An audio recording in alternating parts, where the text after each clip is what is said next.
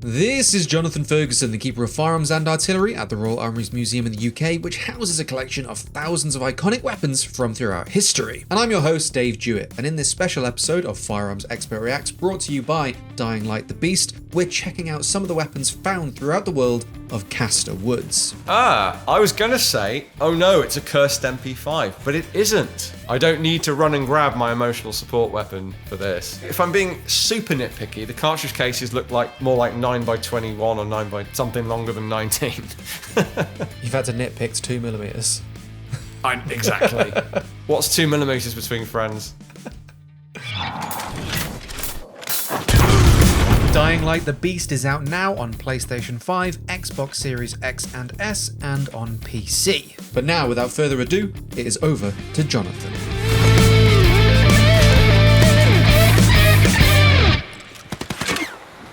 Get down! Castor Wing Model 95, is that? Yes, so I think Castor Wing is a reference to where the game is set, Castor Woods. Okay. Lots of detail on that shotgun model, some nice beauty shots there. Like the varnish, the grain of the wood, the carving, and a nice scratch, plausible looking scratch on the fore end. There's a real art to getting realistic wear and tear on, well, any asset I suppose, but firearms. The firearms as tools that are manipulated, finished in a certain way, and then manipulated and abused and dropped, and it's hard to make them look plausibly damaged. The easiest way is copy one that exists and just copy all of the damage it has. Because when you just make it look new and then kind of rub away the edges, it ends up looking like a bit of a bad replica prop. But they haven't fallen into that trap. Like the wear on that sling loop is great. Tons of wear on that, but you're never going to wear off all of the black. There's always going to be some left. And I guess this is what, a Mossberg 500-ish? Or is it, oh, hang on, maybe not. No, it's more of an 870. I got definite 870 vibes from this one. Yeah. I'm mostly seeing the left-hand side. But yeah, so you see there what I mean about the varnish and the way the varnish is chipped away. Although they're quite distant from the real guns in this game, they have clearly referenced real guns. I think the reload is good as well. Like often that's really super rapid and a bit fudged, like almost they're flying in on their own. That has a little bit of a sense of effort to it. In games like this as well, shotguns, I think, have even more utility than normal, because when all the infected are coming at you, having something you can top off and get a shot off and top off another one is vital, because otherwise you're getting your ankles nibbled. I like the way the gun rotates as you shoot it and pump it. It's moving around a lot, like it's plausibly being held by a person. And not in that really hyper kind of rapid stylized way that we sometimes see. It's got presence, weight, moves at a plausible speed. And for a game like this, that's surprising because normally you'd be prepared to accept some sped up reloading and animations and some hyperkinetic movement because of the pace of the game when you're attacked. That would all be very forgivable, but they haven't done that. It does all feel grounded. I'm just glad firearms have more use in this game, because previously, they weren't as functional as just relying on your melee weapons, but it definitely feels like in this entry, there is more of a reason to use the firearms and a risk-reward associated with it. I wasn't sure if that was a Dying Light 2 thing, because I haven't played 2, but I do remember the first one. I'd rather have very scarce ammo, but highly effective firearms than nerfed firearms, which is sometimes what this type of game likes to do. That's where I think we are, because ammo was quite hard to come by, and you had to be very considerate where you were looking for ammo, either like from down soldiers or military infected or in military convoys, and then you had to really consider, should I use a gun in this situation? Like the human enemies, a single shot to the head will take down a human enemy, but a single shot to the head of an infected, because they're more resilient, it won't have the same effect. So save your weapons for the human enemies, and then even then, some of the human enemies will come at you with police batons or baseball bats. Is it worth using ammunition, or should you rely on your melee weapons there as well? Yeah, no, it seems like they got a good balance. This is the military version of the shotgun as well, which I believe is the same shotgun, but polymer furniture rather than the varnished wood that we saw. Okay, that's also a difficult texture to get right. It can often look too shiny and plasticky. They need that sort of rough texture that glass reinforced plastic tends to have, especially where it's textured for grip, which they mostly are. Does it have any practical difference to the regular shotgun, or is it just an aesthetic thing? It's increased damage, so the RPG mechanics of Dying Light come through there. So the military version will be rarer and have increased damage. Yeah.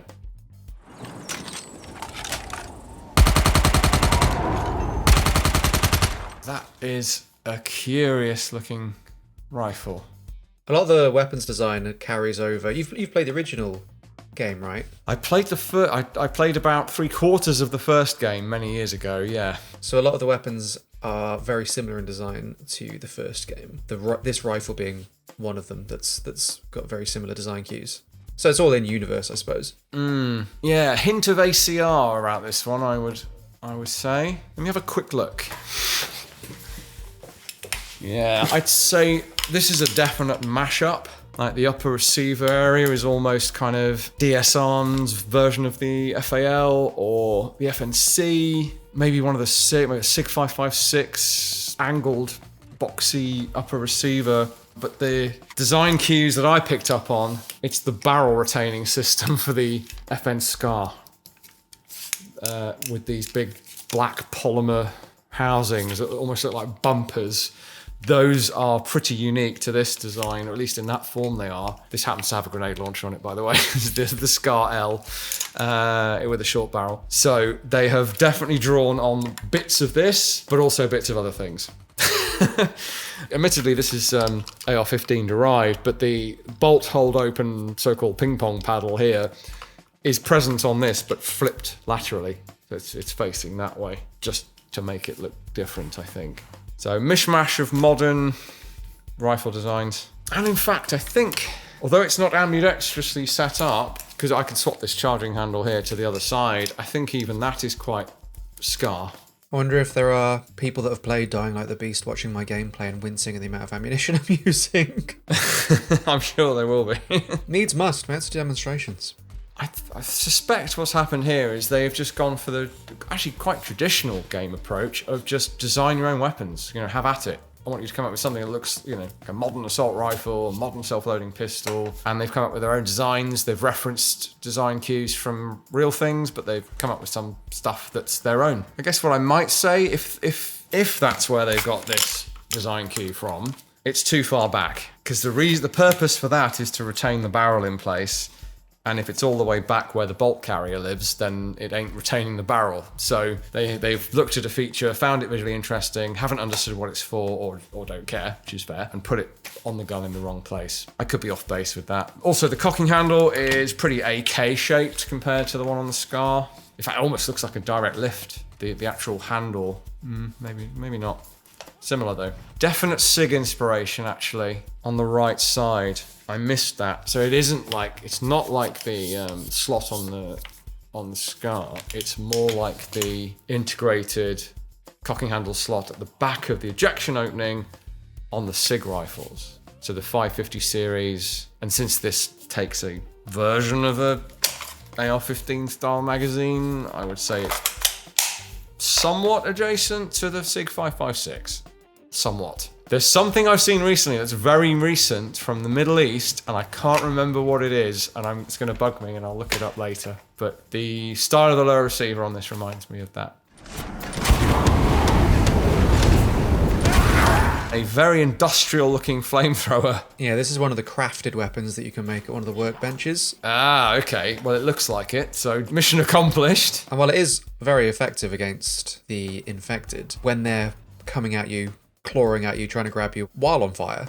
Yes. It is pretty harrowing. Paraphrase Max Brooks, one thing worse than a zombie is a zombie that's on fire. That's right, that's where my brain always goes in situations like this. It's a good design though. Are there any plumbing experts that can comment on how plausible the arrangement of pipes and tubes and canisters actually is? Flame effect looks pretty good. Maybe a little, I don't know, it feels a little like it's made up of balls of flame. The overall effect is really good, but it feels a bit flamey rather than a stream of fuel to me. I don't know. I don't know what you think. Yeah, it's not like an M2 flamethrower. It's a long pressurized thing of fuel.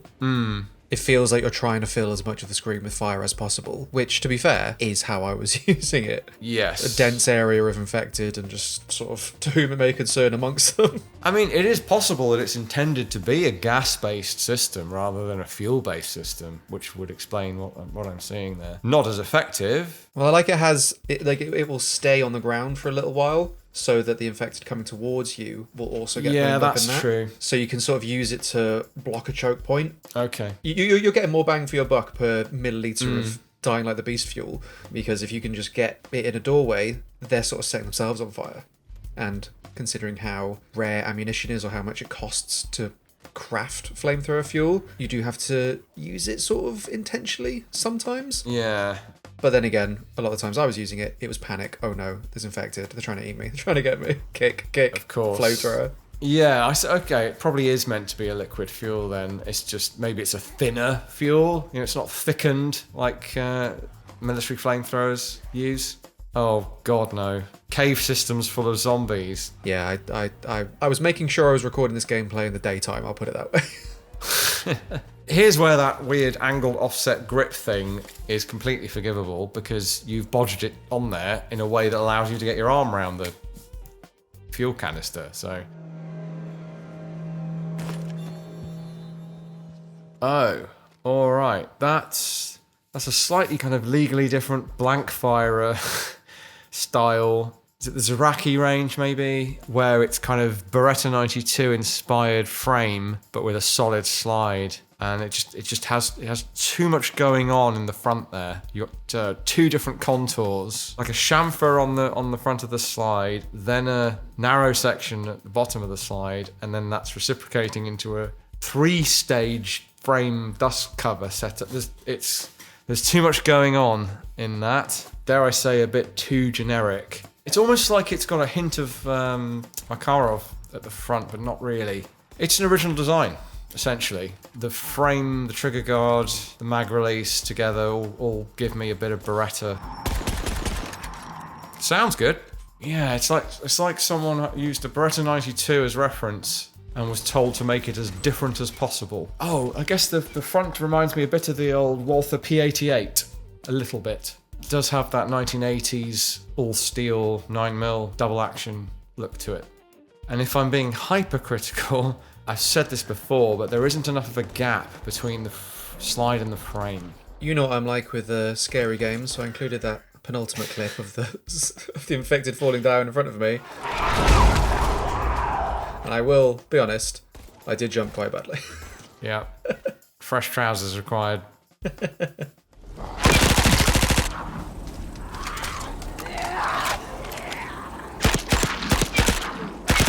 Alright, well this is recognisably Tech 9-y, I would say. With a lot of additional detail to make it look less Tech 9-y, but it's still there or thereabouts. Curved magazine probably is what makes it look less like one than most. Hang on, is there a hint of grease gun to this, or am I imagining it? Cloudy with a hint of grease gun.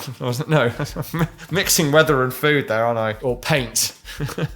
Paint colours. Hint of grease gun. I'm guessing they've called it the cartel gun because of the Tech 9's criminal connections or connotations throughout the weapon's history. No doubt. The sound is a bit muffled for something that isn't apparently suppressed. It definitely struck me as firearms being either panic weapons, something to clear hordes, or use against human enemies. Yeah. Because against human enemies, like a headshot will take a human enemy down in one shot, whereas the infected are much more resilient. And ammunition is quite hard to come by. Because I don't know if the weapons are going to be significantly different, let me just grab a Tech 9 just to show you how similar I think this is. Right. You should be able to see what I mean. So the general shape, pretend this has a broader curved magazine on it. The heat shield over the barrel, which is integral to the receiver. Tubular receiver, cocking handle running in a slot here. And the main thing in fact, it's kind of there. So these twin ribs that run down the side of the weapon in the game are part of the lower receiver on the real thing. This is a Tech DC9, by the way. This thing goes under various names. They had to redesign it for legal reasons, but they're all somewhat similar to this. It even has this feature here, but it's pierced vertically for a sling loop rather than having this on here. It's pretty close. It's just got some extra sort of features and hilariously, it's got a tangent sight here instead of this simple pistol-style notch, which is much more appropriate to this thing's capabilities than a full-on tangent sight. Now, these are semi-automatic pistols, converted in the movies and originally, at least by criminals, to full auto, and probably like most people expect this to be full auto. The vast majority are not. It's essentially just an oversized pistol with the magazine up here instead of back here.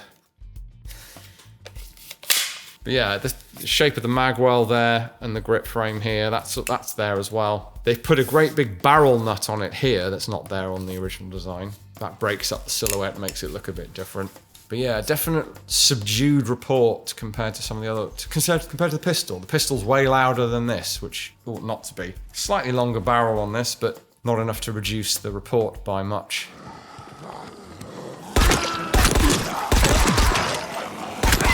Okay, here's another, like if the other pistol was a very distant cousin of a Beretta 92, or a Taurus or whatever, this is a closer cousin of an HK USP. Just to show you the left side, because that's what we're seeing, we have a safety, which is also the decocker on a USP, or at least the standard one. So you can put it on safe, you can drop it all the way down to drop the hammer. So up for safe, all the way down for decock, down one for fire. Excellent pistol design. Turns out has an excellent grip angle for me. Works really well. I've only just kind of realised. Now, where does it depart? Well, pretty much the whole frame. Doesn't really look like anything real, but they have given you the slide lock lever that's pretty close to the real thing. They've put a skeletonized hammer on it, which no USP would have, to my knowledge. The slide shape is pretty well preserved, with a couple of minor details. But yeah, recognisably USP. Doesn't quite have the classic lines of the real thing.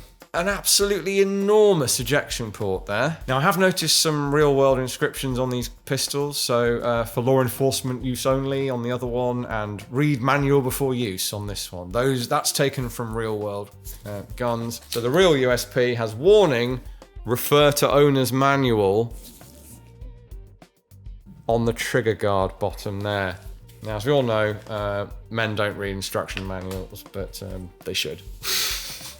RTFM, as they used to say. Even the view in the back there, when it's cocked, which of course it will be, after you've fired it on double action for the first shot, how this is supposed to work. You get the great big view down into the back of the slide with the firing pin visible and the hammer back, as we see there. What I haven't seen is the magazine catch, because the USP has the classic HK paddle release, which you can operate with thumb or trigger finger. I suspect this has a push button, but I haven't seen it. And this does have a huge ejection port, by the way, just not quite as huge as the one on the game gun. It's pretty huge. Anyway, there's no doubt over what this is based upon. Let's put it that way.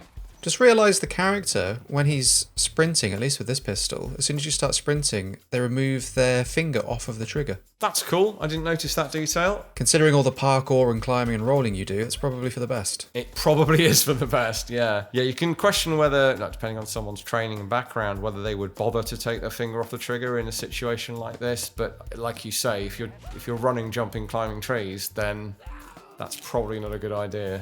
This is a good idea. And also, when it becomes second nature to just put the finger high on the slide for safety, and only when you're ready to shoot do you put it on the trigger, that's just going to be done regardless. But again, depends on the character's background. The HK USP is obviously in pop culture connected, or often seen with a suppressor.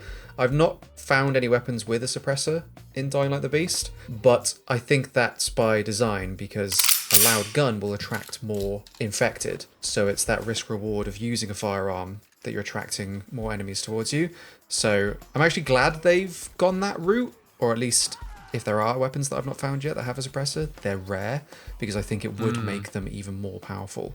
And that's, even in spite of limited ammunition and things like that. As we look at the weapon, it has no threaded protruding barrel, so it shouldn't be possible to mount a suppressor on it. There are very few in history that clamp onto the frame rather than, or to the, we have a 1911 with one that is attached to the barrel bushing, but typically they're attached at the end of the barrel.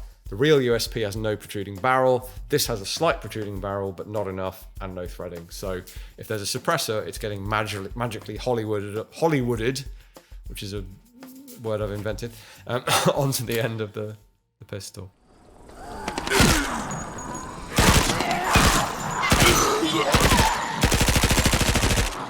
I was going to say, oh no, it's a cursed MP5, but it isn't. It's just an MP5 with, that's probably based on the B&T style, or a G36, which is the same thing, style of butt, which you can get for the MP5. This is remarkably dead on considering the other guns in the game. I don't need to run and grab my emotional support weapon for this. Yeah, interesting. They've made a few minor changes. Yeah, when I played, I thought, this MP5 is actually... I was the same, expecting something like a mashup, like some of the previous guns, but... Nice slap as well. It's a good slap. I do quite like the brown furniture on it as well. I don't hate it.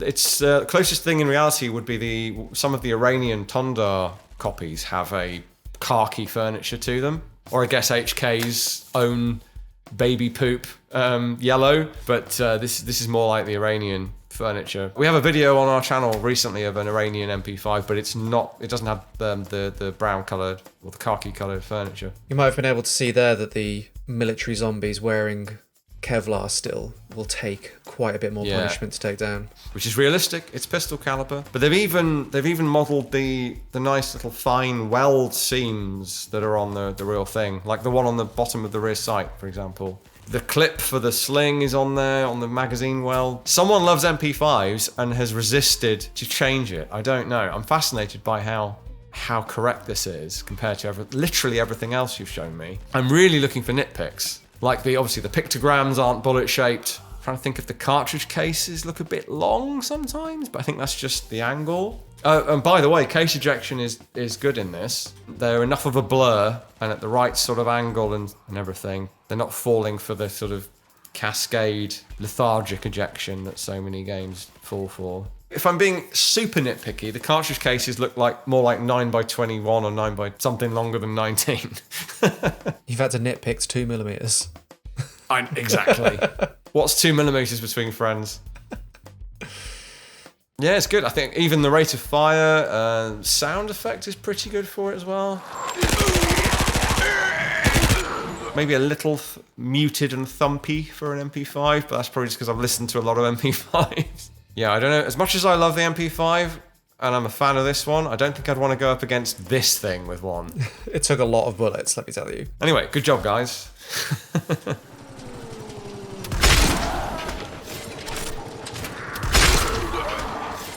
From the sublime to the ridiculous. But what would a zombie survival shooter be without some crazy homemade stuff? Especially a Sawblade Launcher. And it's, the game is set in like this beautiful forest. Of course, there's going to be a forestry industry. Saw blades are going to probably be more common than rifle rounds. That's true. Yeah, not super clear how it's operated. Compressed gas, air, something? What's the spring doing? It looks like, see if you agree, it looks like it might be a mixture of compressed air, but maybe using a chainsaw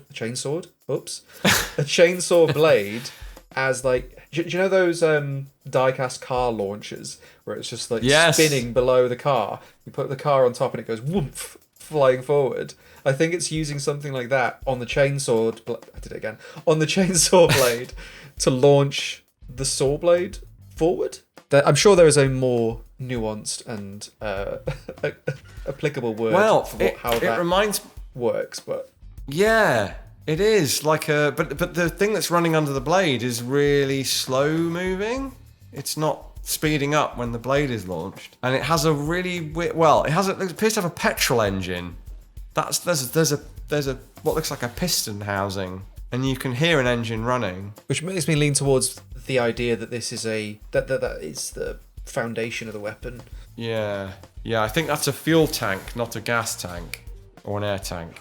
Fuel tank for an engine, and the engine is giving the motive power. I mean, what's a gas-operated firearm if not an internal combustion engine? So basically put something like a rubber band around this chainsaw and they're dropping saw blades on top of it to fling them forward, and the whole barrel assembly, if we can call it that, is just to keep it in line. Yeah, I think that's probably what they're trying for, but it's also gently revolving to give it some rotational stability, like a frisbee, I guess. Yeah, interesting. There's been some thought put into how it might work, but not, I dare say, enough. I think it works in Dying Light physics, but maybe not real-world physics. Yeah. It's good enough for government work, as we say, like, for the game to be believable, to pick it up and go, that's cool, I'm going to use it, and not worry too much about the details of it. That's all you ever need to do, guys. You don't have to listen to me. Oh, but I do query the spring on the buttstock. Like, I can't imagine this having a tremendous amount of recoil, and this feels like the spring is just decoration for the tube that goes into the shoulder, but I could be wrong. All right, any final thoughts? Well, I think obviously I'm not here to look at the melee weapons, but from what I've seen, a nice mixture of some grounded, realistic firearms, mostly not faithful to their real-world counterparts, with the exception of the MP5, which is nice. But a good mixture of melee and, like, kicking and firearms. So scarcity of ammo with a decent amount of power to it. That's what I want from a game like this. So hopefully I'll get around to it at some point and maybe even finish the first Dying Light first. It's a good laugh. Maybe we should get on some at some point. Yeah, it's certainly preferable to soiling myself on my own. We'll soil ourselves together.